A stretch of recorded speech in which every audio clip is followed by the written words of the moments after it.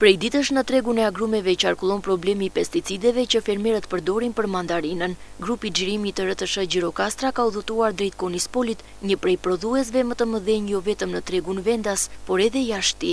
Në bashkëbizetime që kemi pasur me fermerët që prej vitesh e mbjellin këtë kulturë, ata kanë hedhur poshtë të gjithë zërat, duke pohuar se analizat që u janë bërë produkteve të tyre jo vetëm në Shqipëri, por edhe në Itali, kanë rezultuar brenda parametrave.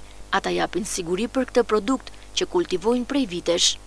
Lajmi që qarkullon për pjesën e pesticideve ishte një gënjeshtër, se këtu janë të gjithë fermerët me analiza. Në Itali, në Shqipëri, në Maminas me fjalë, edhe në Itali. Të gjithë janë të pajisur dhe vazhdojnë me fjalë. Si që shikoni të gjithë këta fermerë këtu janë me analizat e tyre në duar, të cilat kanë dalë super, jo të rregullta, por super të rregullta, i bëjmë thirrje shtetit që këta fermerë të vazhdojnë punën e tyre normalisht, që mos t'ju prishet e drejta për të nxjerrë të marrin frutën e punës së tyre që kanë 12 muaj që po e hedhin dhe erdhi momenti kulmor që ata duhet të vjelin prodhimin dhe dalin hasi në vështirësi të tilla pa të drejtë. Të vi shteti, të shikojë gjërat, të analizojë këndea nga afër, të përcaktojë një grup, të vinë të kontrollojnë dhe të dalën të punojmë.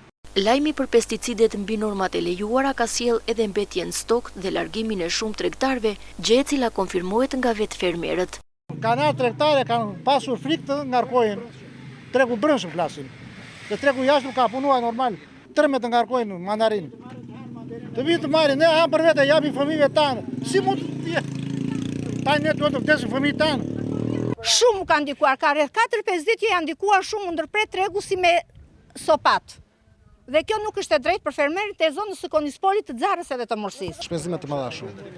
Shumë shpenzime të mëdha dhe humbja është po ndihet. Ka tregtarë që po stepen nga ky lajm? Shumë. Ka ndikuar shumë. Konispoli ka një sipërfaqe prej 1200 hektarësh tokë të mbjellë me agrume, çka ka bërë që fermerët të kërkojnë verifikim zyrtar nga institucionet shtetërore, pasi kjo zonë mbetet e vetmja që prej vitesh po eksporton në tregun ballkanik dhe atë europian.